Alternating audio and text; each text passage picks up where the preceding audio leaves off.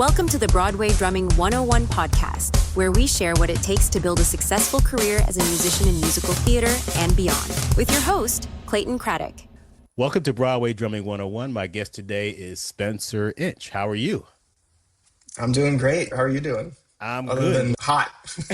Yes, it's hot. Before we got on the podcast, I felt like I was nervous, like meeting Spencer. I'm like, oh my God, it's Spencer Inch.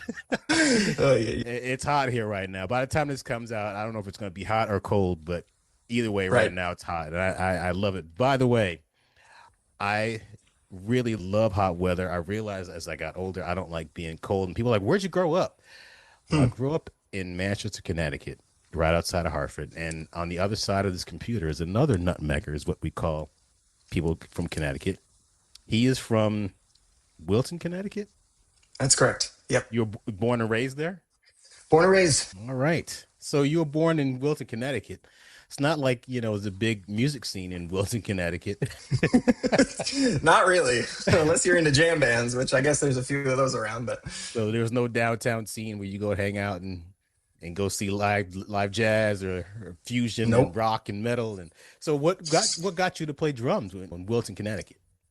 My parents had my brother and I both take piano lessons when we were young. My brother is about 6 years older than me. When I started when I was about 5, he was 11 and starting to enter his rebellious phase and stopped wanting to do piano and wanted to play guitar. And so he started learning guitar, and I was not enjoying piano very much, and I really looked up to my brother in a lot of ways. And so he was super cool in playing guitar, and I wanted to do something that was also cool. At the time, that was what I felt. And so for my 6th birthday, my parents got a drum set from our piano teacher. Actually, it was a neighbor who was selling one, and just brought it in. And about 6 months later, I started taking drum lessons and have been playing ever since. The funny thing about your first, just guess your first drum set. I think it was a CB700. That's correct. How on earth do you know that? Got eyes on you. Yeah. No, publicly available stuff about you. But yeah, Sure. I remember when I didn't have a CB700, but I remember those drum sets were around, and that was like the beginner drum set. Do you still have that drum set? I don't exactly remember what happened to it, but it was my drum set up through high school, and I love that thing. Really? Got the job done, It's like your first anything. It's just so exciting. There's video, like my parents, filmed my birthday when they brought me downstairs to see the drum set in the basement. And, it's cool to look back on that and just see like how just out of my mind excited I was, and picked up sticks and just started hitting things randomly. Of course, you don't know anything when you first see it, but it was great. So you started taking lessons, and did you play in any bands? Were you like the typical garage band kind of kid? My only real experience with music was up until high school through my drum teacher, who was a guy named John Catrone in Norwalk, Connecticut, who I took lessons with from the beginning all the way up through high school. Phenomenal teacher, and he really he came from sort of the jazz background, and he was the guy who played for the Darien Dinner Theater for a long time, so he had done some musical theater stuff, and just taught me a ton of styles and how to read charts from very first thing.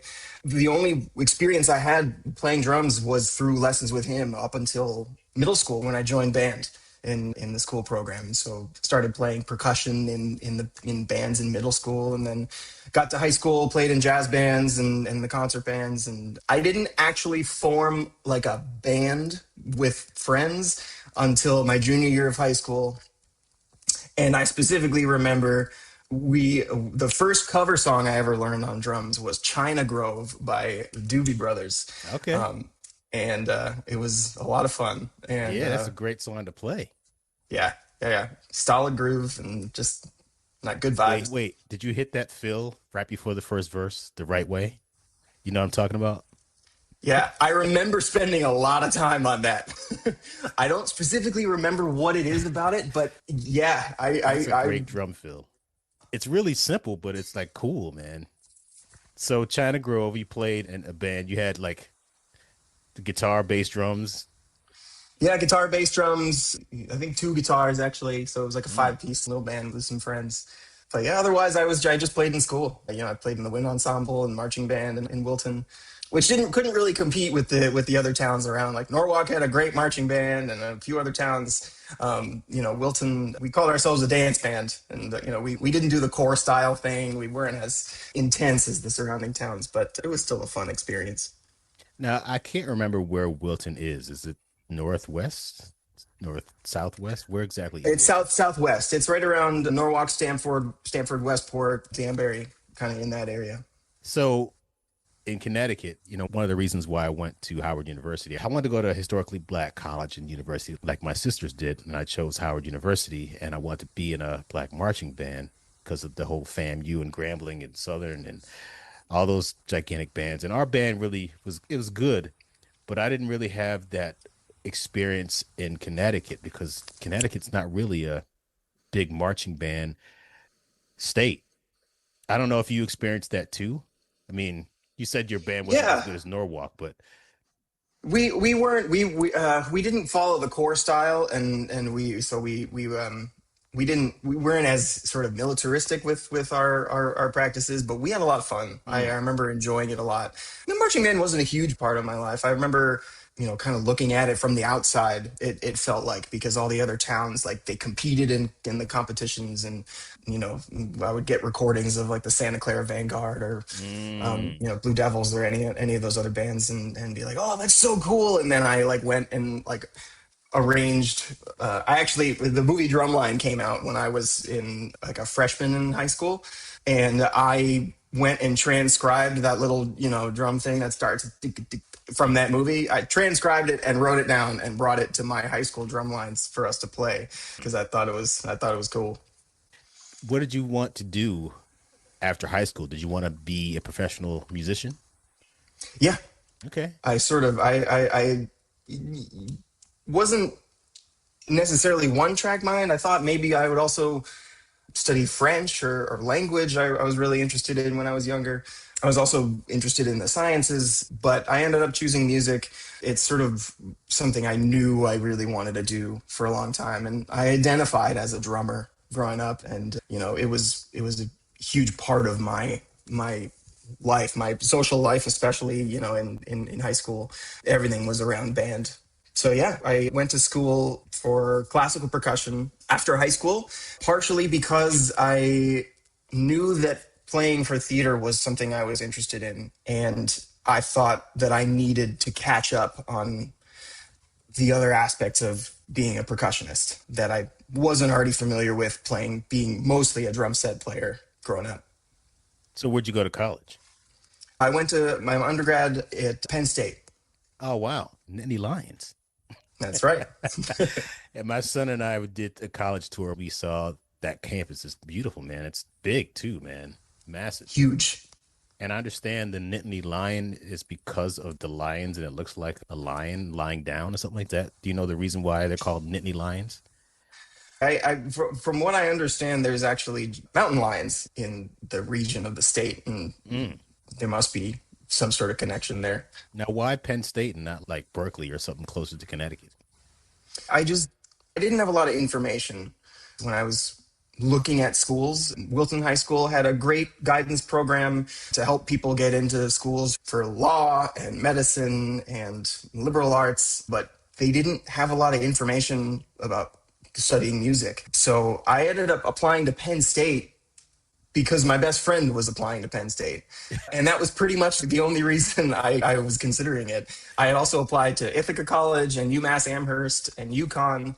Funny enough, I ended up going to Penn State, and my best friend didn't. He went to UConn. So Oh, wow. I just was off on my own to discover what central Pennsylvania was like. Were your parents supportive or were they like, what's your real plan to get a real job after college? No, they were very supportive.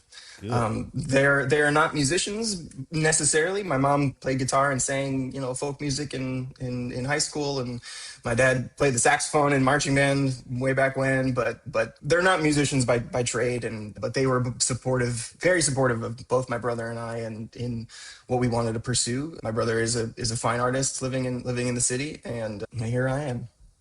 So Penn State, you went there to study classical percussion, right? Correct. So you want to be a professional musician and you want to study classical. One thing I've learned from speaking to a lot of people on the podcasts, especially a lot of percussionists, I didn't understand the whole audition thing. And when if you want to be in an orchestra, you have to go and fly to different places and audition. Was that something on your radar down the road? And did you ever do that? Admittedly, no. I never really saw myself pursuing a career as an orchestral percussionist. I was essentially using the degree to round out, at the time I didn't really know what I was doing. I was 18, but looking back on it, I was really just trying to round out my musicianship in a way that I felt I needed to in order to sort of pursue the things that I wanted to pursue. I wasn't a great mallet player. I didn't really know how to play timpani and all the accessories and all that. From the musicals that I grew up seeing, I knew that there was a lot of percussion going on, and I was like, I kind of want to know how to do that. And so I did have to audition at Penn State for the ensembles, and that was definitely a new stress for me that I had not experienced before. I haven't really thought about pursuing a career in concert music necessarily. And what made those auditions stressful? Mostly because I was extremely unfamiliar with that process, and having, sitting in a room in front of a panel of people who are all just staring at you, silently judging your playing. And it was quite intimidating, especially since, my experience had been being a drummer kind of in the back of the room. I'm not in the limelight, and certainly in the pit, you're out of view most of the time of the audience. And, in the orchestra, you're always in the back. So like for me to be up front and facing these adjudicators, essentially just with nothing in between, was terrifying. Were they like this crossed? In my memory, they were probably a lot nicer when it was actually happening, but that's how I remember it. Wow. Did you have to play snare drum or just every kind of percussion instrument? Yeah, the usual. I mean, the auditions were usually a snare drum excerpt, a timpani excerpt, some xylophone, some glockenspiel, maybe a marimba solo. Wow. All sorts of stuff like tambourine, triangle. It's incredible how much time you can spend practicing the tambourine and the triangle. That's something I learned from college. Yeah, I just spoke to someone who talked about that and how there's so many different ways of playing a triangle. There are different kinds of triangles and different weights. And yeah, I'm just like, ding. Okay, what do I got to play next? Yeah, thank you, Miller Machine, right? Yeah, exactly. But yeah, I didn't realize how. And then the other thing, playing on Ain't Too Proud, the percussionist had several different types of tambourines. Part of it is because of Motown and so many tambourines on those recordings, but there's so much more that I gotta learn. Yeah. Did you play in the marching band there? At Penn State, no. Okay. I was quietly discouraged from being in the marching band, actually being a performance major at Penn State. I was just advised that marching band takes up a lot of time that I should be spending in the practice room. I mean, I didn't have the chops really to go after serious marching band parts at the time. So I think it was better off that I stayed in the concert hall area. Were you listening to mostly classical music, or were you listening to all kinds of music when you were in college? I listened to all kinds of things. Like I said, my drum teacher growing up introduced me mainly to sort of jazz and funk and R&B and music from that realm. Like he introduced me to drummers like Steve Gadd and Vinnie Colaiuta and Philly Joe Jones and Elvin Jones. And sort of that's what I listened to growing up, aside from what my parents had playing, which was, my dad played a lot of Creedence Clearwater Revival and Dire Straits, and my mom listened to Joan Baez. So I had some of that, floating around. I discovered my own things that I liked in high school based on what my friends were listening to, like pop punk and metal and alternative rock or emo indie stuff is kind of like a lot of what I listen to on my own time.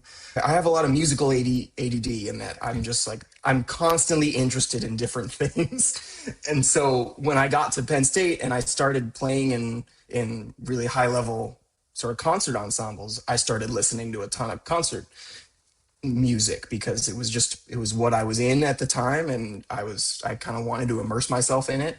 I also sang in the Glee Club in Penn State, and so I was listening to a lot of choral music, and then I kind of just absorbed whatever came my way. And so yeah, it was kind of all over the place what I listened to. Did you listen to any Counting Crows too? I certainly listen to the Counting Crows. Which will I come don't up know in a why minute. you would ever bring that up.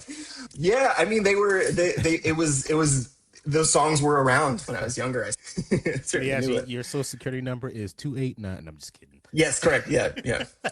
You got it. I didn't go that deep into your background. So you got out of college and you decided, did you go back to Connecticut, or did you wind up on the Come From Away tour? Like, what was your next path? From college, I went straight to grad school. I went to Miami for a jazz drum set. Oh, wow. Interesting. Man, big Yeah. schools. Were you into football at all? No, not actually at all. I went to the football games at Penn State because they were a lot of fun. Yeah. But that was kind of where it ended for me. Okay. Yeah. Big football schools, I know though. That's crazy. You know, I've always wondered what it's like going to a big school like that. I mean, do you feel like you get lost with so many people, or you just find your way? And like, No, I mean, Penn State certainly is a massive school, and I spent most of my time in the music building, so it felt really like a 250 or 500. I can't remember how many people, but it felt like a small school because the music program is big and serious, but it's not outrageously huge. And so I felt like I was in a pretty tight-knit community at Penn State, actually. There was certainly a lot happening around me. There was always things I could go find to do and new people I could meet, but the music community was pretty tight-knit. So I felt very comfortable at Penn State. It was actually interesting going from Penn State to Miami, where, at Penn State, there were maybe 20 or 25 in the percussion studio. Most of them were music ed majors. I was one of the few who decided to study performance just because I was one of the only performance majors. I was one of a few people who ended up playing the most in the ensembles. I ended up playing for all the musical theater shows while I was there. So I felt like a big fish in a small pond. The reverse happened when I went to Miami.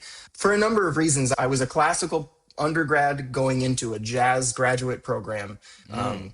In a very, very good jazz program at Miami. So immediately I felt out of my league in a way. And it was a bit of a wake-up call for sure, but also a cool experience to be surrounded by absolutely incredible musicians. I think that's my main takeaway from my education at Miami was just being surrounded by people who were going to go on to headline at the Blue Note and jazz clubs around the country and the world. And it was a very cool experience.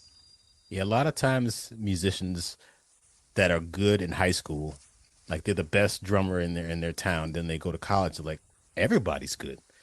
Like, how did you manage and how did you adapt to that situation of being around so many people that are better than you? Did that, obviously it intimidated you, but what did you do to overcome that?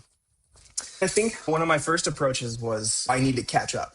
I'm behind, especially since the other people in the grad program there, most of them had studied jazz in undergrad. I had a lot of catching up to do. So my first year, I spent a lot of time in the practice room trying to just get to where everybody else was and study the greats in the same depth that everyone else was.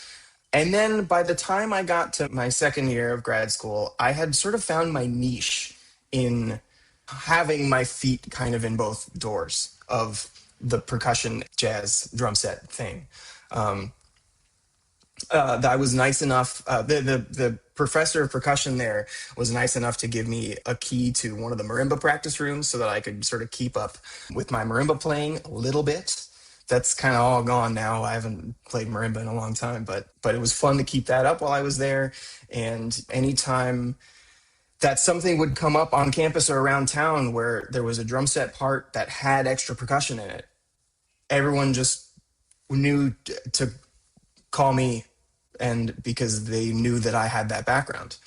So I found a niche in these gigs and these shows that needed some of that percussion sort of experience. And so I ended up playing for the musical theater shows as well at U Miami, and I played for some like orchestra concerts that needed a drum set player, and things like that. So I realized pretty quickly that I'm not gonna be the next best jazz drum set player. I realized that pretty quickly. And so I just decided to try to get as much out of the resources that were there in terms of the teachers and the other students as I could, and sort of apply that to my skill set. Yeah, having those varied skills increases your value in the marketplace because you can do all that stuff. And being on a show that like you're on now, it's a lot of, from what I understand, from what I saw in Mike Dobson's kit on Broadway, there's a lot of percussion that you're doing, and there's a lot of obviously sound effects too. Do you have a hybrid percussion and drum set book on this tour? I would say it's 90% drum set. There's certainly a lot of toys around the kit. I have a setup very similar to Dobson's. I made it happen as close to what he created for the show as possible. So I've got a whole bunch of bells and blocks and junky things in front of me, in place of where the first rack tom would be. And then, I've got the string of bells, and I have an SPD to my left.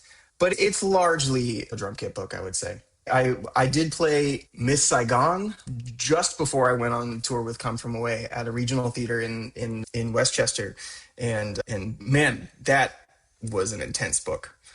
A lot of keyboard stuff, a lot of timpani, all of the taiko drums and the gongs as well, and tons of like Thai bells and singing bowls and all kinds of things. It was a lot of fun for me to learn. And, I had some help from Russ Nyberg, who did the tour, on getting the setup right and some tricky passages. So that was really nice of him to help me out with that. I think I saw that when I came back for a revival in the 2010, and Ray Marchica was playing drums, but there was another percussionist, maybe two other percussionists in another room, and he was doing all kinds of stuff. I mean, it's like you said, there's a lot of stuff going on in that show. It's fascinating.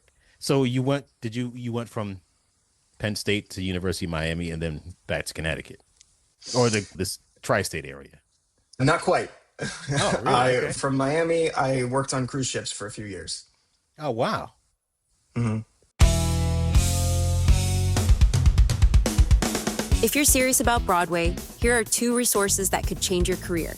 The first is the free How to Land a Broadway Gig Roadmap. This breaks down exactly how the industry works, who the key players are, and how to position yourself to get the call. It covers building relationships the right way, getting on sublists, and creating real opportunities. And the best part? It's completely free. Just become a subscriber to Broadway Drumming 101, free or paid, and you can grab it instantly. Head over to BroadwayBoundBook.com/roadmap and get it today. The second thing you need to get is the Broadway Sub Playbook, and it's just $7.99 at signaturebrandworks.com. This is a step-by-step guide that takes you from the moment you get the call all the way to opening night. How to study the score, build your sub book, take notes from the conductor, and walk into that pit like someone who absolutely belongs there. These are the exact systems that most working Broadway musicians use every day. If a career in theater is what you're after, these 2 resources will help get you there. If you want the full picture, pick up Clayton's book, Broadway Bound and Beyond. It's available at Amazon.com and other places where books are sold online. If you want a signed copy, you can get one today at signaturebrandworks.com. Thanks for listening. So you went from Penn State to University of Miami and then back to Connecticut, or this tri-state area? Not quite. Oh, really? Okay. From Miami, I worked on cruise ships for a few years. Oh, wow. Mm-hmm. And what was that experience? Did you like it, or were you like, oh man, I'm seasick already, I can't? I loved it. Really? Okay. I thought it was a really cool experience to have, especially when I was younger, right after grad school. I was so grateful to just have a job playing music straight out of school. I did not take that for granted. I was really excited that I got to play drums, like 1 to 4 hours most days. And it didn't really matter to me that much what I was playing. I honestly think in some ways I learned more about being a professional musician on cruise ships than I ever did studying for 6 years at universities. Because boy, was it a wake up call to have to play for a room full of people dancing. It's a different experience than a jazz recital. You have to, there's a very different sort of angle you have to come at it in order to have the result that you want, which is to make people dance. You're not trying to make people go, that was cool. You're trying to make people move their feet. And that was a really important lesson to learn, I think. So you were playing in the shows and, cocktail hours or whatever, and not cocktail hours, I feel like a wedding. You were playing during, they had dancers. Like, what kind of things were you trying to make people dance? We had like ballroom dance sets where we would just play charts. I was in the show band. It was a 6-piece band, piano, bass, drums, and then 3 horns. So we had tons of huge books of charts that were big band reductions for a 6-piece band in various styles. Like playing some slower, medium tempo swing stuff for a foxtrot, or playing some quasi Latin stuff for a cha-cha, playing waltzes. So actually just playing for the purpose of people dancing. We had a Glenn Miller tribute set, which was cool, playing like all of Glenn Miller's biggest hits, and a lot of the people on the ship who would come to something like that were the people who grew up listening to Glenn Miller's music, and so they would be out dancing. I remember a polka set that I had to do on the ship playing. They turned one of the restaurants into sort of German food one day, and they wanted us to play German polka music. That was an interesting learning experience for sure, because I had never heard of polka before. And I get on the ship and there's no internet. I can't look the style of music up. So I got to trust the chart, and I got to trust the people around me who are like, yeah, just kind of play like this, and there's a stop coming here, and okay. So very much just figuring it out on the fly. What kind of places did you go to? I was pretty lucky that I got to spend a lot of time in the Mediterranean. I had quite a few contracts that left from Venice and went to Turkey and Greece and Croatia from there, and then sort of Barcelona through Spain and out to Madeira, Canary Islands. Oh. So I got to do some great traveling when I was right out of grad school, which was awesome. Oh, man. I did one cruise ship a couple of years ago. I just found it fascinating just to look out. And you just look, and you look around. There's like nothing but water. It's like, oh my God, I'm in the middle of the ocean. I hope nothing goes wrong. I mean, did you ever feel like, I mean, maybe you just were working so much. Did you ever feel like overwhelmed or like in awe, or was it just something, I was just here for the gig and learning a lot? Oh, no, I spent a lot of time on the deck, especially as a crew. We had access to, they called it the crew deck, or like the bow of the ship, where we could actually go out in front of the bridge. We could spend time out there, and there was usually like a tiny little pool that crew could swim in. I would go out there a lot and actually just sort of stare out at the ocean. I mean, it was a level of awe that I really enjoyed, and I got a lot out of. I thought, some great just introspective thinking moments, just kind of staring out at the ocean. It definitely gives you a perspective of the world that's different in a very cool way. So I loved the atmosphere being out on the water. I didn't really get seasick. I was lucky in that way as well. There were some crazy storms that we went through. Specifically, the Strait of Gibraltar was always bad. Every time we went through there, there was just, the ship was rocking like crazy, and there was just like walls of water coming up over the deck. Like I was standing on, I remember there was one storm, it was in the middle of the night, and the ship was rocking like crazy and nobody could sleep. We were like, we went out to the deck. It was deck 7 out of 13. And we just like went outside onto the deck and then like hugged the wall of the ship with the handrails, and just, it was like 10 feet before the actual edge of the ship, so we could just watch from there.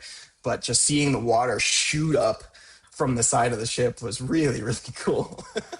I'm just scared just thinking about it. Oh my God. Wow. Did it like come onto the ship, like water, like get onto the deck? I mean, a little bit would splash onto the deck, but nothing, nothing Titanic level. These ships are very well built and very safe. I never felt at risk.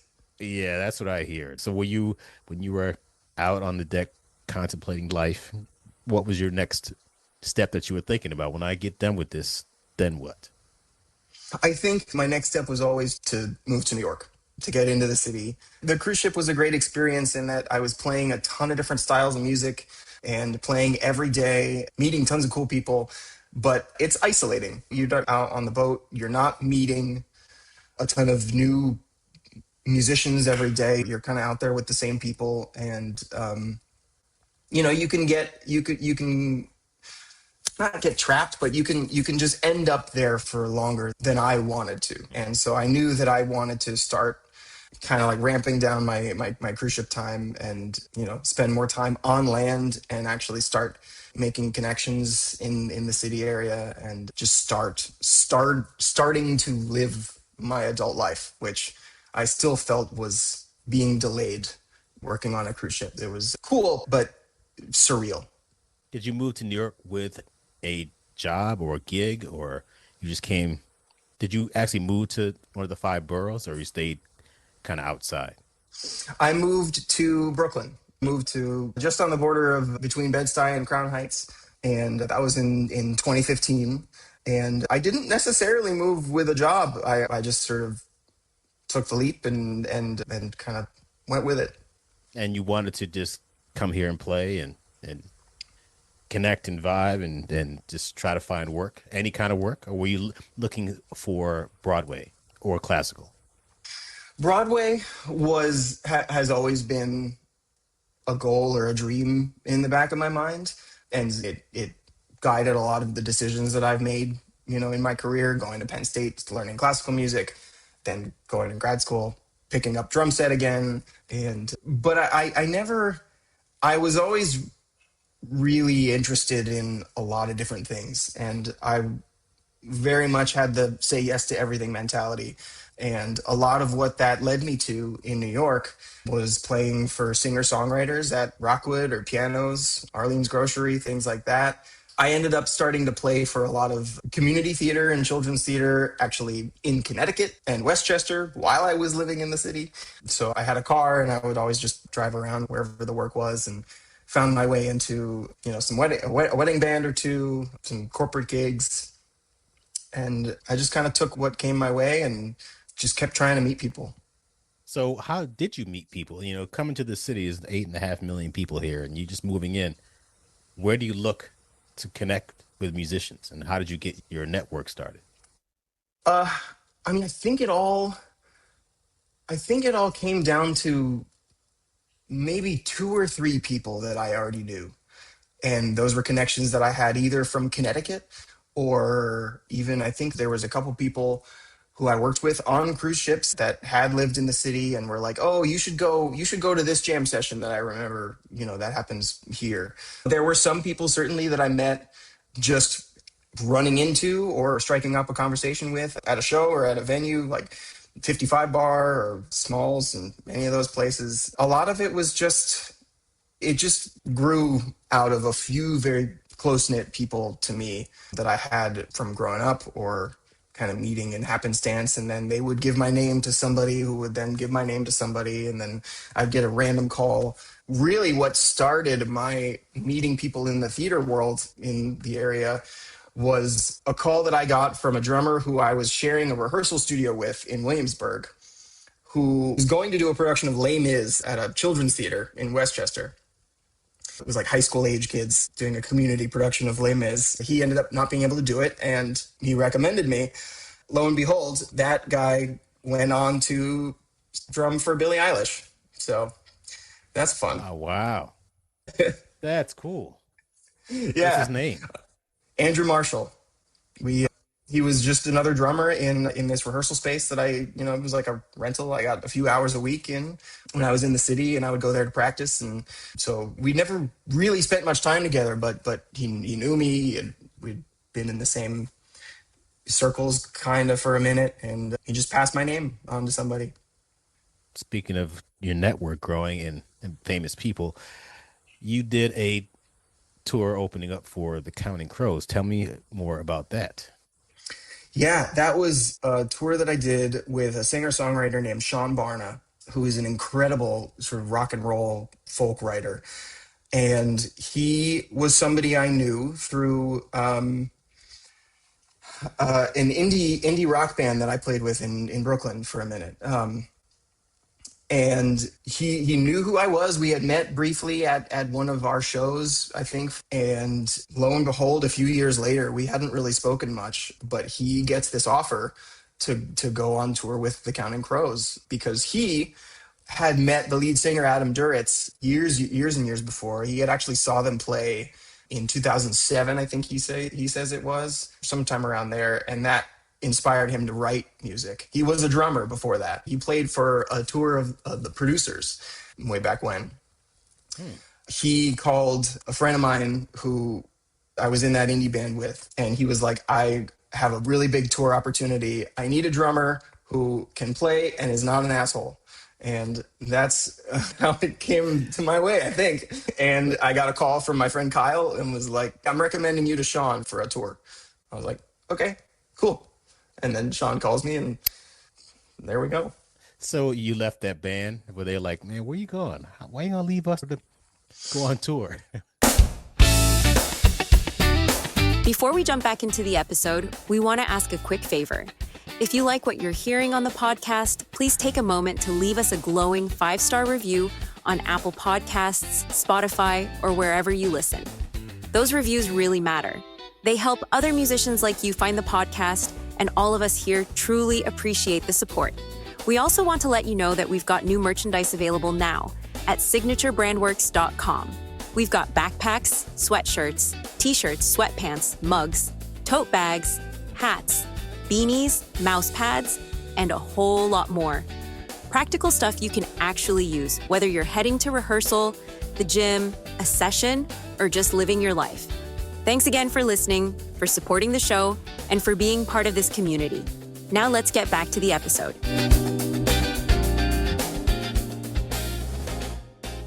No, that band had already sort of disbanded. Okay. We were together for about one record cycle where we wrote and recorded an album. We did a short local tour, but the people in that band became really good friends of mine, and we ended up being a bit of a network that would constantly call each other for projects. Two of them were mixing engineers and producers on the side, and they would call me for sessions whenever they had an artist who had some songs or an album they wanted to record and needed drums. I did a whole bunch of recording sessions for that group of people, just like pumping out a record in a day kind of thing. And so that band had already stopped being a thing, but the people in it were still close. I did a tour of a band show thing called the Rock Orchestra last fall. It was like from October to December. And it was going from place to place to place. I'm very old compared to the people that were on the tour, and they were all in their 20s and early 30s, and I'm knocking on the door at 60 like next week. Not next week, literally, but very close. But it was a very different thing for me. I've always wanted to tour. I always wanted to be a rock star, and I was very close. I got a chance to do a drum solo. Everybody's screaming and yelling, and it's cool and all, but touring with opening up for the Counting Crows and doing something like that, it's a different level, I'm assuming. What's the reality of touring that people don't see or talk enough about in your experience?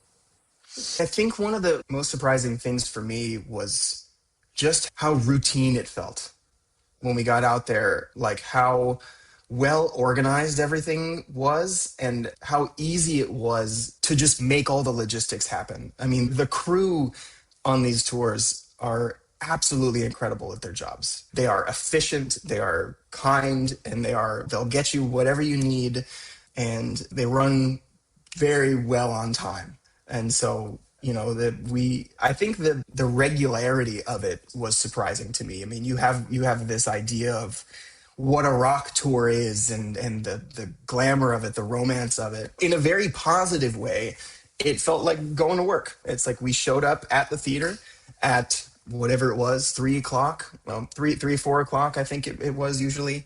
We weren't shuttled there. We had to get ourselves there, in a band van, and nobody was knocking on our door. It was just like, show up and start. And so we would show up to the venue, wait for the go-ahead from the local crew, load our stuff in, set it up, do a sound check, and then step away. And when it came time to do our set, we was like on the dot every time, every night. 7:35, I think was our. It was like we started at the same time every show, and then it's like for us, it was like a 35-minute opening set. So quick 7-8 songs, and then you're out.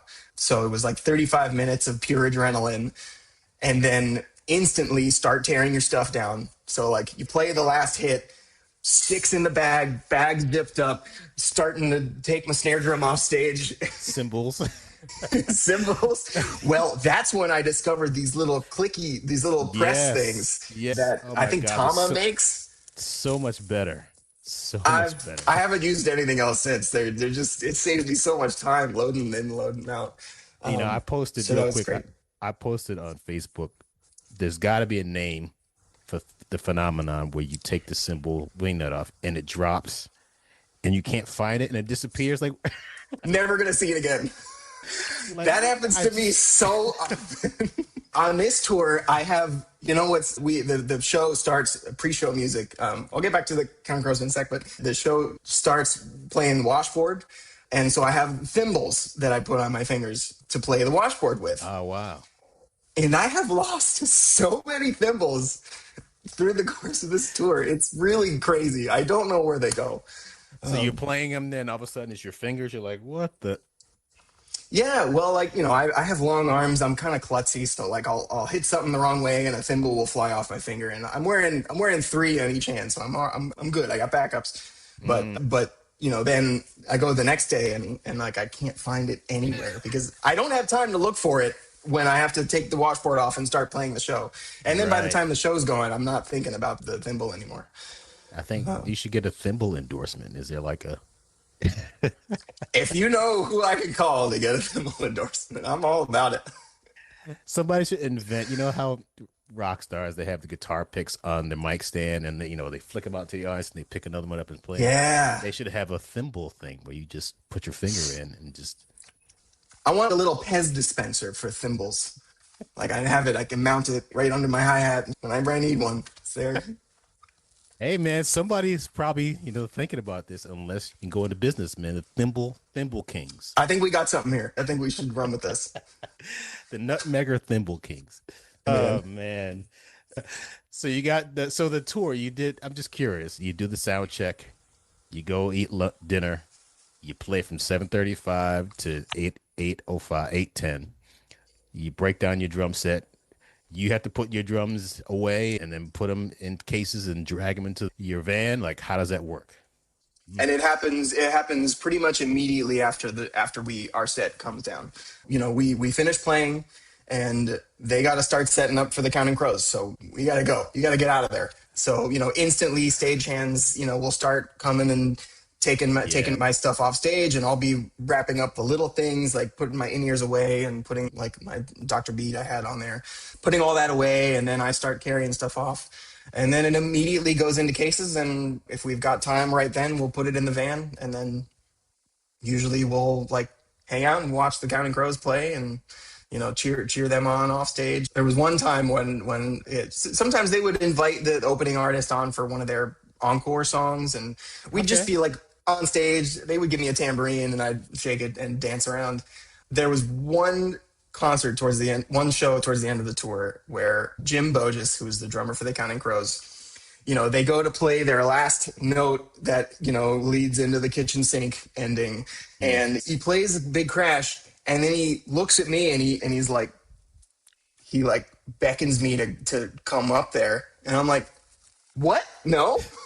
But he was like, the band is like playing and he's just like standing there. So I go up and he essentially like passes the baton on to me to round the thing out with a kitchen sink. That's cool. So that was, some of the most exciting 20 seconds of my life. What were the kind of venues that you played? We played mostly amphitheaters because, the COVID was still, things had opened back up, but COVID was still a concern and they wanted to do this tour as safely as possible. So all the venues were outdoor, and, audiences were anywhere from 3,000 to 7,000 people. Wow. which was really cool. I mean, sometimes less for the opener because people are still filtering in, Yeah, but yeah. even playing to 1,000 people was just a mind-boggling experience for me. I did a talk at NAMM this year, and it's basically about being on Broadway and being a professional musician that does theater. And at the end of the talk, somebody asked me, "Have you played a lot on stage, and what's the difference between playing on stage and being in a pit?" I was like, "It's like night and day." After doing the rock orchestra tour and playing in front of thousands and doing an arena, it was like a hockey arena in Portland, Maine, but just being in front of 3 or 4 thousand and just playing and just seeing the reaction and then hearing the reaction from the crowd. Again, I'm doing this drum, so I'm just playing a whole bunch of stuff. You don't have to be Vinny Colaiuta to make somebody scream and yell if you're doing a drum solo. You could just play a bunch of stuff. They're like, "Oh my God, he's so fast." But the Yeah. crowd reaction that you get from that is instant, immediate, and you feel the energy. When you're in a pit, you get none of that. Very Right. little. I mean, you hear it, but you can't feel it. It's still gratifying and satisfying, especially the way I look at it. When you're playing a show, I want to do it right. It's like doing a recording session. It's like I'm going to get this right, even though it's the same thing I did yesterday, but I want to do it the right way. But like you said, it's just something else, man. I kind of It's miss a that. totally different experience emotionally and physically. I think one of the things I remember struggling with the most was dealing with my heart rate, which just when I'm sitting at a drum set looking at an amphitheater full of people and there's nothing in between me and them, and it's, again, it's like I'm back in the audition room. It's like people are just looking at me. I'm still the drummer in the back. It's, you're so much more exposed. And so yes, you can feel all that energy. And I just remember thinking that I have a physical challenge in doing this as somebody, especially who has played largely in concert halls and in pit orchestras. I haven't had to be very physical when I'm playing. It's mostly about what you sound like. You don't have to be flashy. And so having to be more physical, more expressive, Yeah. just is like a different anatomical experience. And I remember part of the reason why I had a metronome out with me was because I didn't trust my internal clock when my heart rate was spiking. So I had a Dr. Beat next to me just so that I could hear the tempo before each song started. We didn't play to click. Sean wanted our sets to feel very organic. And he was also like, "Don't play it the same way every time." Surprised me. He was like, "I'm a drummer. Oh no, I'll give you a nod if you do something fun." So he wanted that energy to feed him as a front man. But so yeah, having to, I mean, I tried all sorts of things like doing jumping jacks before the set to intentionally spike my heart rate so that I at least knew that I'm the one who caused it, and so there was a sort of a mental preparation that helped me with. And I did planks with my bandmates sometimes before the so just like various physical things to get your heart rate up. And I certainly had to take good care of myself because even just playing 35 minutes of a rock set took a lot out of me in a way I wasn't used to. So I had to sleep well, I had to eat well, but overall it was an incredible time, 2 months of my life that I'm really grateful for. How long did you do planks for? I'm just curious. Not long. I mean, maybe we did like a minute, Okay. something like that, a minute, 2 minutes. I mean, I Still was good certainly though. shaken by the end, and then Yeah. went to play a set. But Am I correct that you also are a runner too? I have run. I wouldn't say I'm an avid runner. Mm. I'm interested in physical activity in the same way that I'm interested in music. I'm just like Mm. always interested in different things and can't really seem to pick a lane that is my area of expertise. But yeah, I do enjoy running. So over the years, you're in New York, you're playing with different people, did the Counting Crows thing. How did you wind up on the Come From Away tour? The Come From Away tour came through actually a friend of mine from Connecticut. His name is Brian Garby. He's a brilliant drummer and also now sort of like a film and commercial music composer out of New York. He's also a great guitar player, piano player, steel drum. He's an incredible guy. But he texted me out of the blue. This was like 2023, like April. And he was like, "Hey, the word has been going around that they're looking for a percussionist for Come From Away, and it came to me. And I think you play the bowron. So are you interested?" And I responded, "Sure, yes, absolutely." What instrument is that? The bowron is the sort of the traditional Celtic drum. You play it, you sort of like, it's a single-headed drum. You kind of cradle it in your arm and you play Okay. it. I actually got one right here. You play it with a short stick. This is like a hot rod version, but you play it with one hand, striking it against the drum. You're on uh, stage, right? and for Come From Away, that book is on stage, correct? Yes, I remember that. Guitar player's on stage too, right? Almost everybody's on stage except for That's the right. drummer. That's right. Larry was on the side. Yeah, he was still on deck, but in a booth off stage. So you had to kind of like act too. Well, not really act, but you had to like interact. Yeah, I had to interact. I wasn't, most of the time you're sitting kind of in the wings, Hmm. kind of sheltered behind and amongst trees in the set. So, you're not the spotlight, but there are specifically two moments in the show when the band comes out and you're like a part of the scene. Honestly, that was one of the best parts of that show, was getting to be on stage and be a part of the action with the actors and get that recognition from the audience, which was very cool. How long was that tour? That tour was about a year and a half, Oh, wow. spread out through two contracts. Wow. Did you ever I want to get off this tour. I've been away too long. Or were you like, let's keep going as long as I'm getting paid? I think I was my limit by the time the tour was coming to a close. So I think it aligned pretty well. But, I ended up doing 467 shows of Come From Away, I think. And Wow. it didn't ever feel like like I got tired of it. I think partly because I was on stage and I got to be a part of the story every night, and that was a real privilege in doing that show, and especially telling the story that show does. Really cool to see the way it moved people everywhere Mm. we went. Of course, the show is especially interesting to New Yorkers for obvious reasons, Mm. but people all around the country responded incredibly well to that show, and we're really grateful that we were telling that story. So getting to be a part of that was real special. Did you go from the Come From Way tour to your show that you're doing now? Yeah, it led pretty much one into the next. Did you have an adjustment period from being on stage, opening up for the Counting Crows, or being on stage as a musician in general, to being on stage Come From Away? Now you're in a pit. Were you like, oh man, this is weird, or were you just used to that from doing theater in the past? No, I was used to it. It felt like coming home a little bit, actually. So it was really nice. I missed playing drums for the year and a half I was out on Come From Away. I Mm. love the bowron. I certainly dedicated those 2 years of my life to studying it and practicing it and sort of immersing myself in that world. And I'm really grateful for that experience. But I'm also really glad to be playing drums again. I really adore the music of this show. I've always, within the jazz world, I've always had a special affinity for early jazz in terms of vaudeville styles and traditional New Orleans jazz. I've always felt that was more my lane than the Coltrane thing.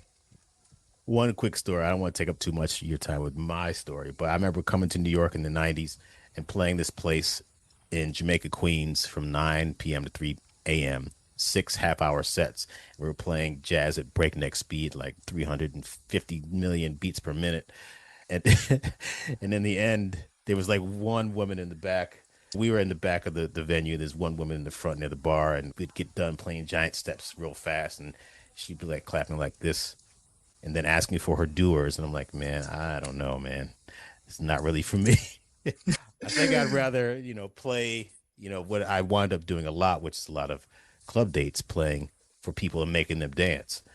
And I prefer to make that interactive thing and just playing a simple groove, and even playing like New Orleans stuff. It's there to provide something to get people to move their bodies, and I just like that feeling. Correct. Yeah.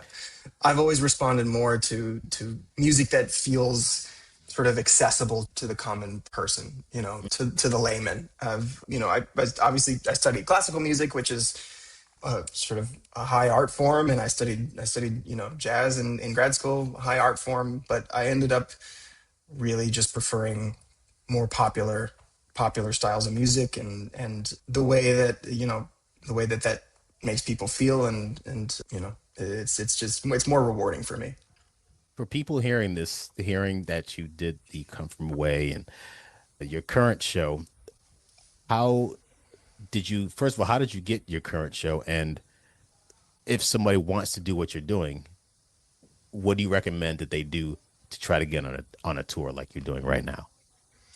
My going from Come From Away to Water for Elephants here was a connection through my music director from Come From Away, who is now also my music director on Water for Elephants. She was offered this show and essentially really wanted to bring me along, and so I was offered to audition for the show. So I got the 3 tunes and a click track, and was told to make a tape. So that's pretty much what I did when I got back from Come From Away. Was immediately got to learning this music, and made an audition tape, and then it was an interview, and then I got the offer. So it was essentially a connection through the tour that I already had, which came from a connection that I had growing up in my hometown. And I think one thing that I would say to people who are looking to do this is to nurture your people as much as you can.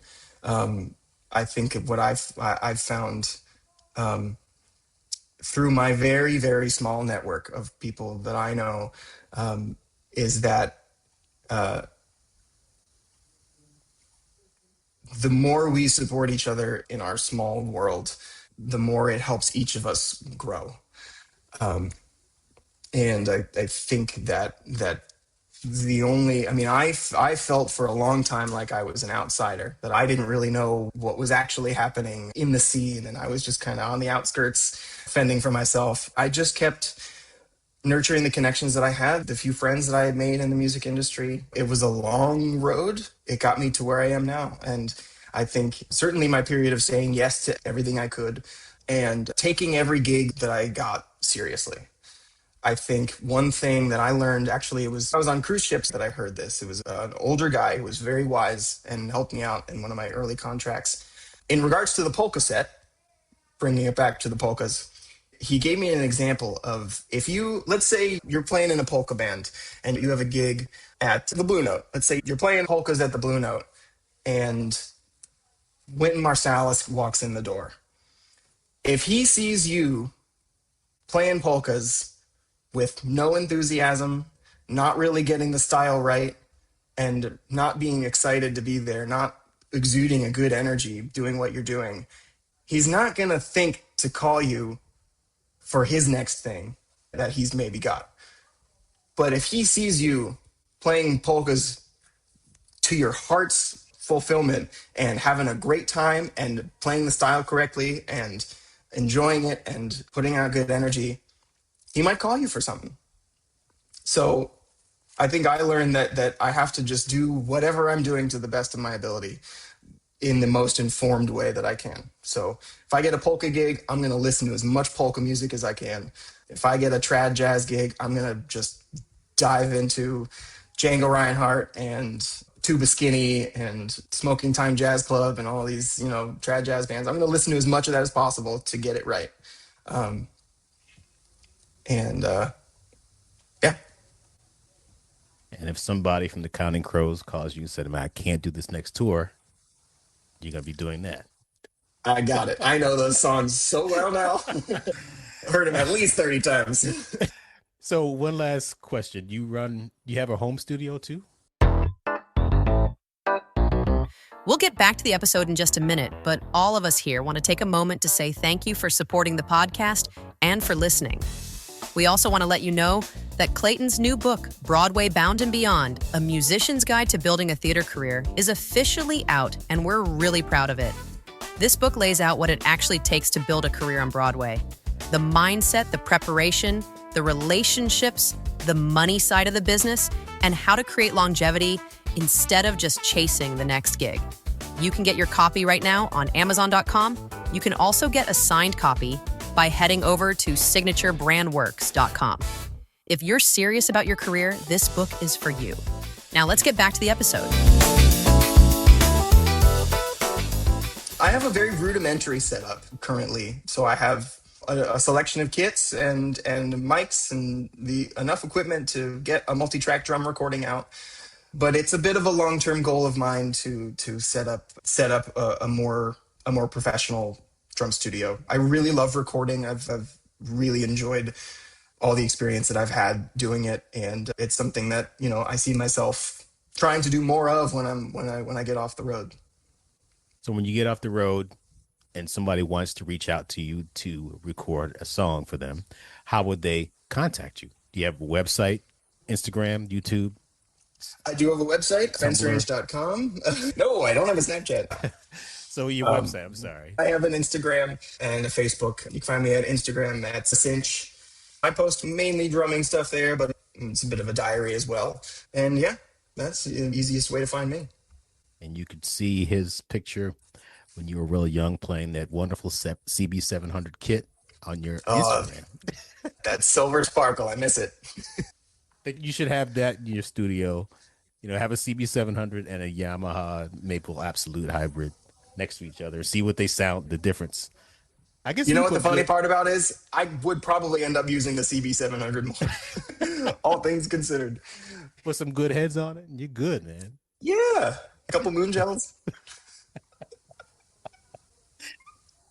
Man, it was great to get to know you, and congratulations on this tour and everything that you've done so far. I wish you the biggest success, and hopefully we can meet in New York City and come down to see Cats the Jellicle Ball, if it's still open by the time this comes out, which it will be. I would love that, and congratulations on that. This show looks so much fun. Thank you, sir. Very nice to meet you. Nice to talk to you, and I wish you well. Let's reconnect again. Thanks for having me, Clayton. It's been a pleasure. Talk to you soon. All right, bye. All right, bye.